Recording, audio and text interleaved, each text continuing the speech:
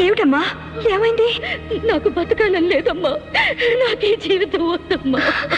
చచ్చా, ఏమిటా మాటలు? అసలేం జరిగిందమ్మా? అక్క ఏది అడిగితే అది ఇచ్చేయాలని చెప్పావు. నువ్వు చెప్పినట్టుగానే నాకు ఇచ్చిన బొమ్మ ఇమ్మంటే ఇచ్చేశాను, నాకు వచ్చిన ప్రైజ్ ఇమ్మంటే ఇచ్చేశాను, నాకు నచ్చిన చీర ఇమ్మంటే ఇచ్చేశాను. కోరిక చంపుకుని అక్క ఏది అడిగితే అది ఇచ్చేశాను.